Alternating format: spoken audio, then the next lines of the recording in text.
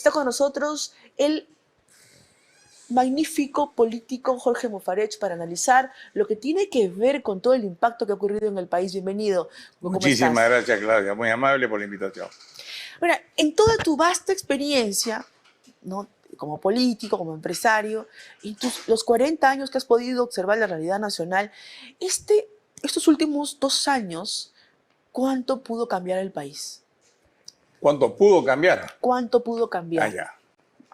Debió cambiar notablemente, pero lamentablemente, como lo has mencionado, el nivel de políticos que tenemos entorpece la labor de muchos funcionarios que en el Congreso hay gente muy buena y están apareciendo algunas personas con algunas características que nos darían un poco más de confianza.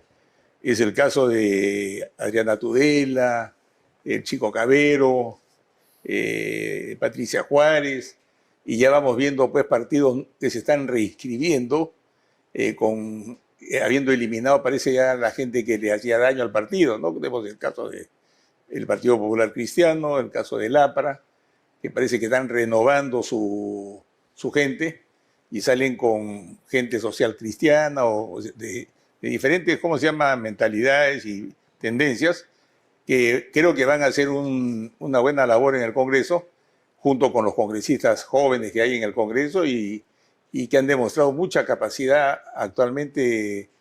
Se critica mucho al Congreso en general, pero si uno los independiza y comienza a analizar a uno por uno, vamos a tener 30 o 40 que son de primera, de primera. Yo estoy segura que sí. Y que estoy de acuerdo con la reelección de los congresistas en forma indeterminada, porque si es bueno, va a continuar, porque la renovación por tercios es básica.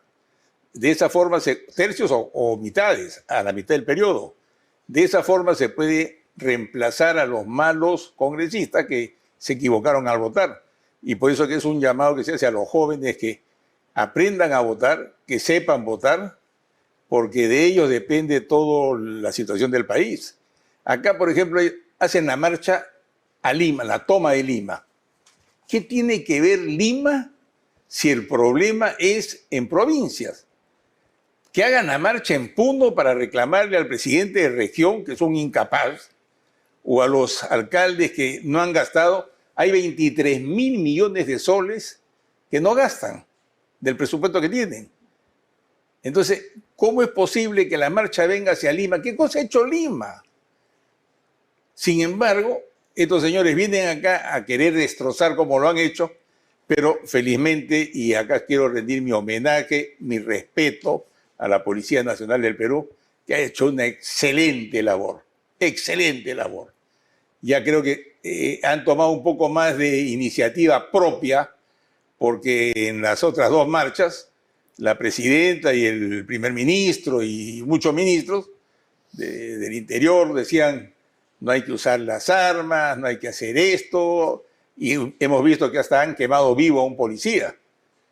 El policía, por ley, usa arma, y el arma se tiene que utilizar cuando es necesario, y eso es en todo el mundo. A mí me gustaría ver a todos estos que van a las marchas, que vayan a hacer esa marcha, primero que se vayan a vivir a Cuba, a Venezuela, a Nicaragua, porque si tanto les gusta el sistema y piden, como lo quiere hacer Lula y AMLO, de meter un sistema, un modelo medio cubano, medio venezolano. Socialista, comunista, fracasado. Porque para mí no son ni comunistas ni capitalistas. No, para mí son exitosos o fracasados. ¿Quiénes son los fracasados? Cuba, Nicaragua, Venezuela, Corea del Norte, y algunos otros sectores. Argentina. O Argentina en este momento, que es una lástima. Sudamérica como potencia debería ser hoy día la primera potencia del mundo. Ahora, para ti, esta herramienta de socialismo, para entrar a ese tema. Argentina, así es. Chile Venezuela, incluso, que ingresó en la última etapa. Perú, Colombia, son países con un potencial impresionante. ¿Es un plan el socialismo para destruir la economía e instaurar un nuevo modelo? Tienen un plan. Brasil y México son los que están, de alguna manera, Brasil menos, Lula ya se dio cuenta de que fracasó en la primera oportunidad y cómo se mantiene Lula y cómo se mantenía la Kirchner, regalando plata. Yo tengo un amigo, Así es, alto funcionario del gobierno peruano, que estaba atrás de Alan García cuando fue Alan García a Brasil. Lula le decía, oye, cierra el Ministerio de la Mujer. ¿Para qué te sirve el Ministerio de la Mujer? Tú tienes que hacer el Ministerio de la Seguridad Social. Yo acá en Brasil le doy plata a 40 millones, o sea, 10 millones de familias, que son 40 millones de personas. Así es, de personas. Y lo mismo en Argentina.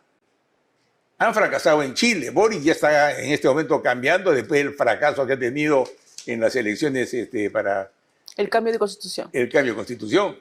Y la constitución se va a modificar y va a salir contra toda esa gente. Lástima que en Chile quienes votaron, hubo mucha gente de derecha, clase media, de clase alta, que votaron por Boric.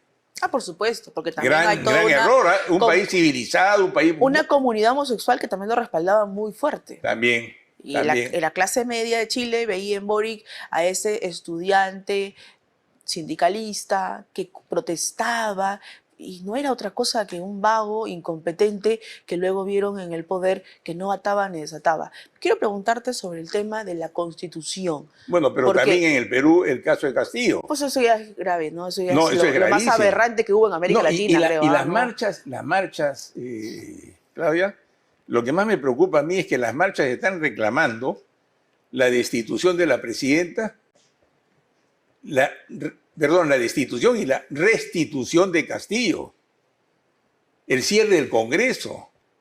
¿Qué tiene que constitucionalmente la señora Dina Boluarte, guste o no guste, es presidenta constitucional?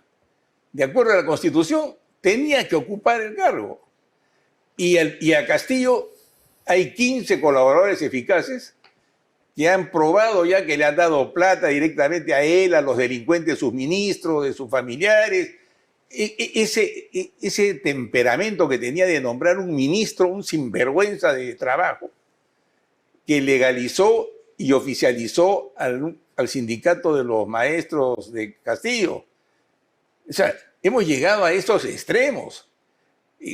Castillo para mí no era ningún tonto como lo pintan, cuidado. Un infeliz que llega a ser secretario general, líder del sindicato de los maestros, que son más de 400.000, 500.000 maestros en el Perú. No maltratados. No es poca cosa. ¿Ah?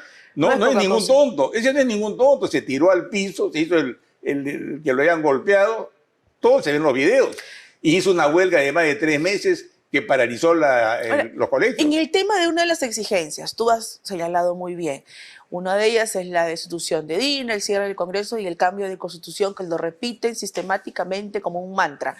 ¿Eso qué tiene que ver con el cambio del país y el progreso y el desarrollo? ¿Una constitución te va a garantizar que nadie perpetre corrupción?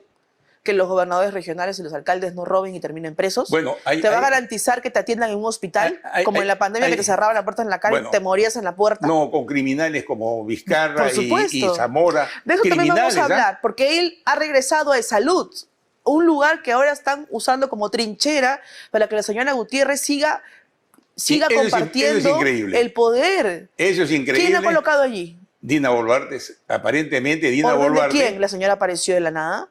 Yo no entiendo, esas son las incoherencias que la pueden llevar a la señora Boluarte a no poder llegar al 2006.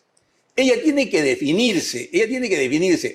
Primero, todo el país sabe que ella llegó con Castillo. Todo el país sabe que ella llegó nombrada por Cerrón. Y ya sabemos todo eso y no pasa nada. Pero esos dos grupos son los que la desestabilizan a ella. Exactamente. Es increíble, ¿no? Exactamente. Sus hermanos por eso, la odian. Por eso que ella, no solo ella, todos en la vida hay que tener una línea. Ella pudo haber llegado con Castillo, con Cerrón y con todo, pero ha quedado demostrado de que son una sarta de delincuentes y que esta señora, si quiere demostrar que sí realmente quiere hacer las cosas, se tiene que distanciar de ellos. La señora Boluarte quiere estar bien con los rojos o fracasados o con la derecha exitosa. Y no puede ser, ella tiene que tomar una decisión, o juega con ellos, con esto, o juega con esto. Pero no puede jugar con los dos. Pero quiero preguntarte, se la van a porque comer los dos. Ella ha dado poder y sabe de que cada uno de los personajes de la política peruana tiene su cuota de poder y tiene su bancada. Ella ha dado espacio a Cerrón, ha dado espacio en el gobierno, porque hay gente de Cerrón en el gobierno, en el Ministerio de Energía. Hasta ahora. Por supuesto que lo hay. Ha dado espacio también a gente de Castillo. No ha sacado a mucha gente que Castillo ha dejado. También a la señora... a Vizcarra, al vacado por corrupto. O sea, Sí. en el tema de salud, ¿cuán grave es que al momento que ella ingresa, Rosa Gutiérrez, a salud, se entregue esta partida de dinero millonaria en pagos al primo de Salvador del Solar? Los que se volvieron millonarios, los Labarte en plena pandemia, que tú conoces el caso, y por eso te he invitado. Exacto. El tema de salud Yo denuncié, en la pandemia. denuncié el caso, denuncié a Zamora, y el caso llegó a la Contraloría, que me dio la razón. En el Congreso me dieron la razón por todos los votos de la Comisión ¿En qué Investigadora. consistía esta grave denuncia? Cuéntanos. ¿Perdón? La grave denuncia que está en proceso en este momento. En el Congreso la tienen paralizada. Es increíble. Ya el congresista, ¿cómo se llama? Uno joven, el evangelista, creo que es Alejandro Muñante. Muñante. Muñante fue el que hizo la exposición en el Congreso. Y todos votaron en contra de su informe. Él no fue capaz ni siquiera él de votar a favor de su informe, porque hizo un informe defendiendo a Zamora. Y yo lo veo a Muñante, un hombre con ciertas características, buenas características, pero no entiendo cómo, ¿De qué manera defendió a Zamora? No, que lo hayan comprado. No sabemos, pero ¿de qué manera defendió a Zamora? ¿Ah? ¿De qué manera defendió a Zamora? El informe. Yo presenté una acusación constitucional que la hizo suya el congresista Omar Chejade en el momento del Congreso complementario. Ya, Omar Chejade la hace suya y lo lleva a la comisión, y en la comisión el informante, el que tenía que ser el informe, era este congresista Muñante. Y Muñante hace un informe favorable a Zamora, con todas las pruebas. Ahora, siendo el ministro de Salud, Zamora en ese momento, que hoy ha sido denunciado incluso en varios procesos, ¿qué cometió? ¿Qué perpetró? Bueno, muchos problemas, ¿ah? Del momento que no quiso aceptar el gas que se estaban regalando las empresas mineras, no compraron las vacunas. El oxígeno. El oxígeno.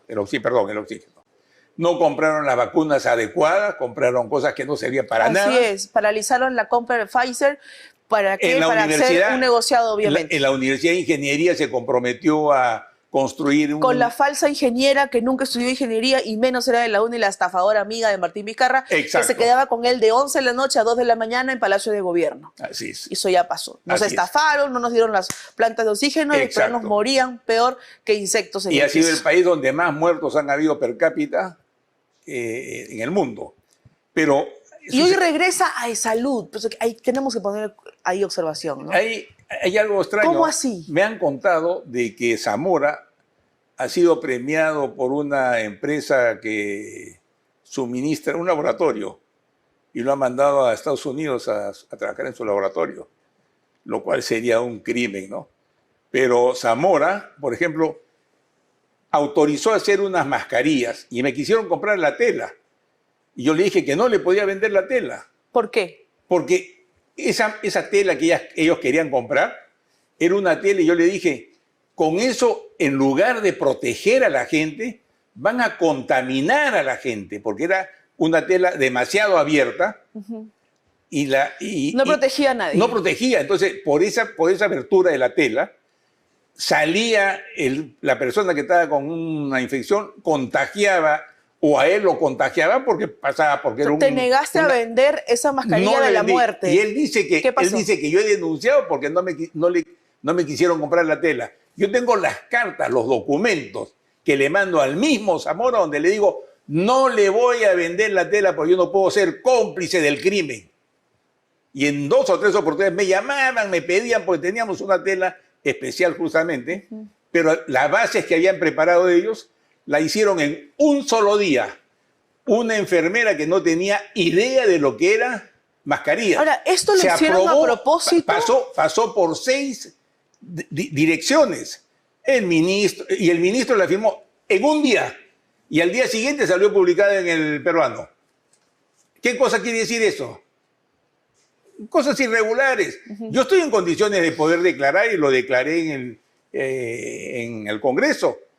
Aquí hay cosas irregulares y se han hecho cosas turbias.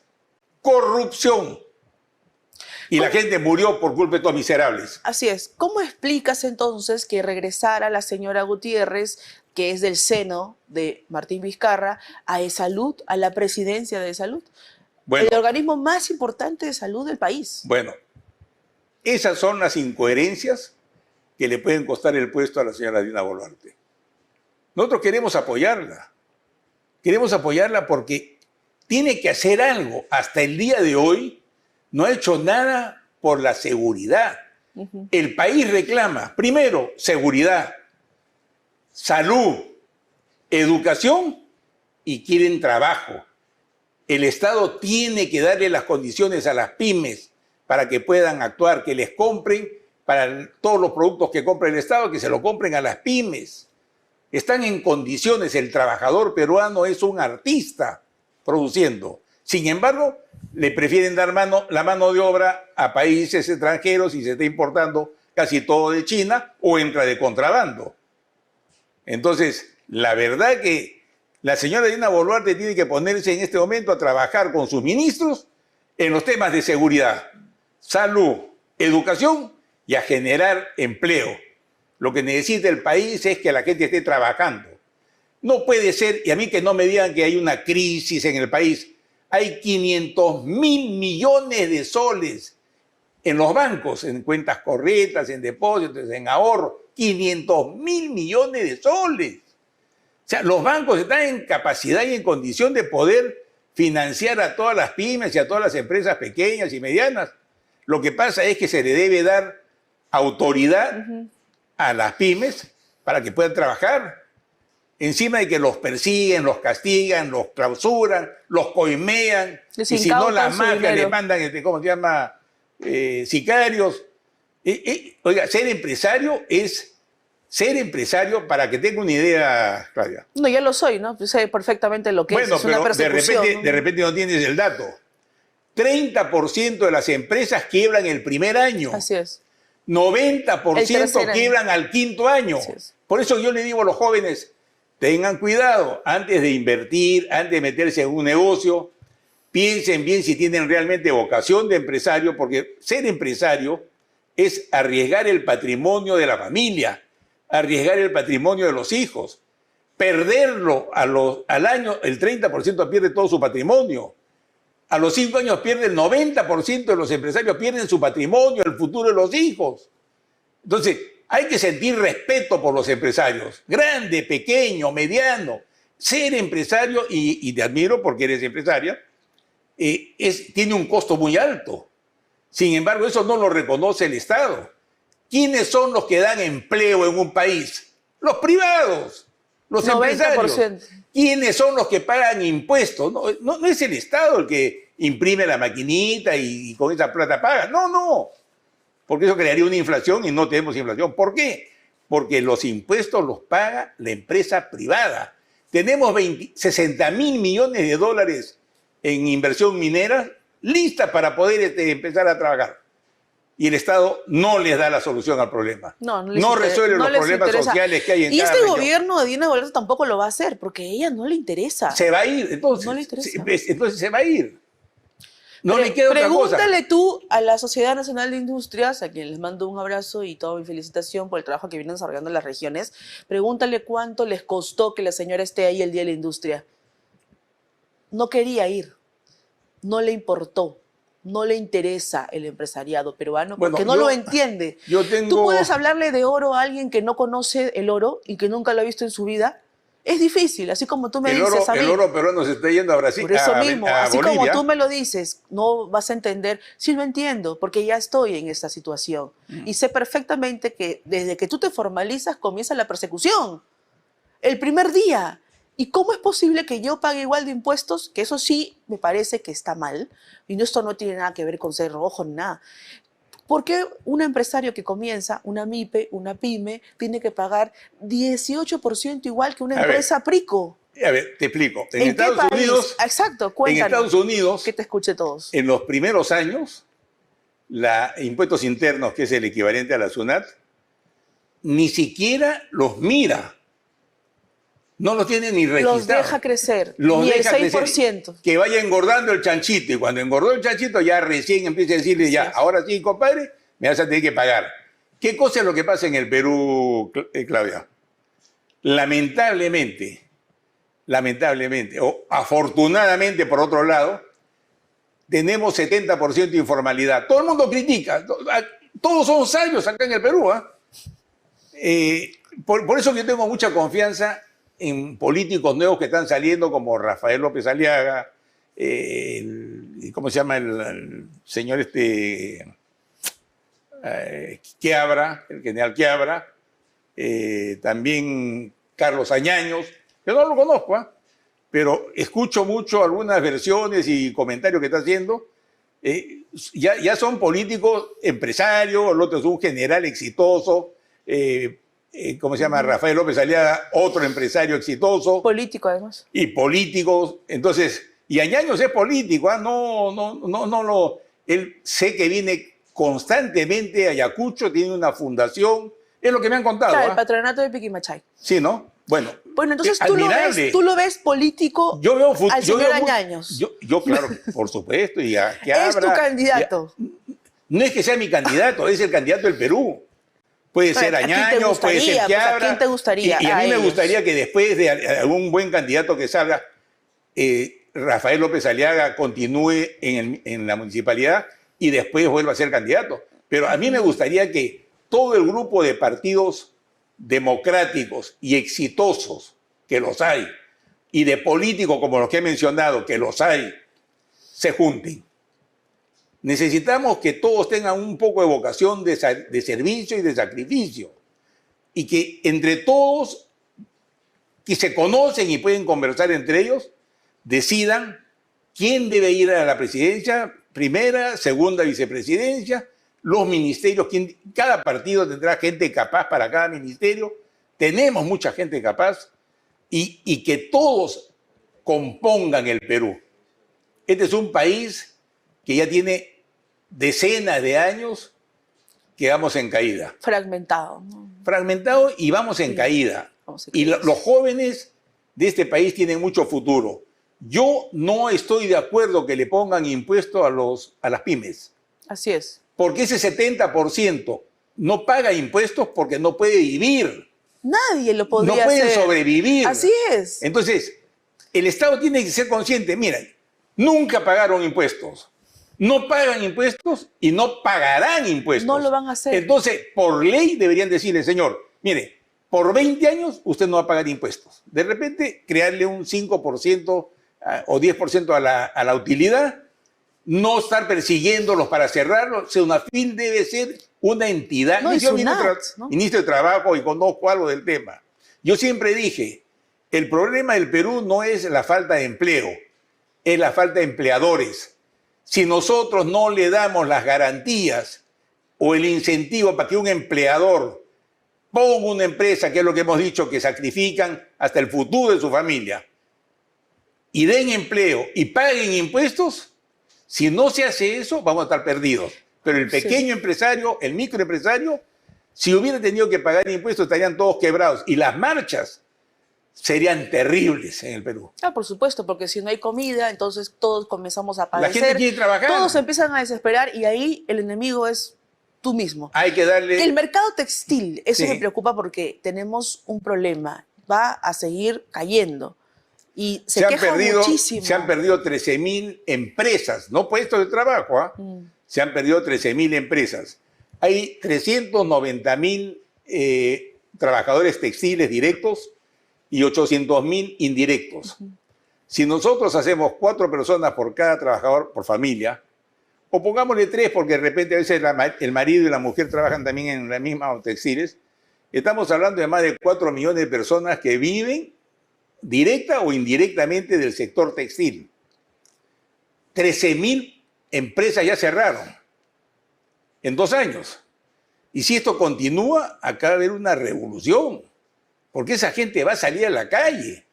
Y los países que más cuidan cuando hay un acuerdo comercial, los acuerdos bilaterales, lo que más cuidan es la agricultura y textiles, confecciones. ¿Por qué? Porque son los sectores que más empleo dan. Entonces todos los países en los acuerdos comerciales dicen, dejemos textiles y agricultura para el último. Y ahí comienzan a ceder, mira, en 10 años vamos en degradación progresiva, vamos bajando 1 punto cada año, pero todos defienden. ¿Por qué? Porque está la mano de obra. Los chinos, ¿por qué pelean por invadir el mundo? 70% de la ropa que se usa en el mundo es fabricación china. Le damos trabajo a la China, mientras que acá le damos un drawback, o sea, una devolución de impuestos, un premio al exportador de 3%, la China da hasta 17%, antes era 23%. Entonces, ¿cómo vamos a competir? Y le dicen al pequeño informal, a las MIPES, le dicen, defiéndete, pues, cobarde. ¿Cómo se va a defender? Por eso que yo creo que la señora Dina Boluarte no debe dedicarse a muchas cosas. Pero todo esto no escucha. Tiene 4 o 5 cosas. No escucha a nadie. Bueno, si no escucha, de repente termina, no solamente no llega al 2026, sino termina en situaciones bien delicadas. Su estrategia política Ella puede está ser basada en denunciada. el pacto. Su estrategia política para mantenerse hasta el 2026 de la señora Boluarte está basada en el pacto político, en el pacto con el oscuro, en el pacto con el corrupto, con en el Dios pacto y con el diablo. vacado. Con Dios y con el diablo. Eso es lo que hace. Es el error. Pero imagínate. Si quiere ir con Dios, con Dios. Si quiere ir con el diablo, con el diablo. Pero que se defina. Tiene que definirse. No puede jugar con los dos. No hay sistema que funcione de jugar con los dos. Bueno, la reestructuración está pendiente y ella tiene que ponerse a trabajar. Gracias, Jorge González, por haber estado aquí. Muy amable, muchas gracias. Bueno, y suerte para el Perú, porque se merece, es un lindo país, es un maravilloso país y con mucho potencial. Así que yo creo de que todos queremos hacer lo mejor por el Perú, pero los que tienen la autoridad parece que no lo quieren hacer. Así es. Muchas gracias. Lamentable noticia. Gracias, Jorge Monfarecha. Así es.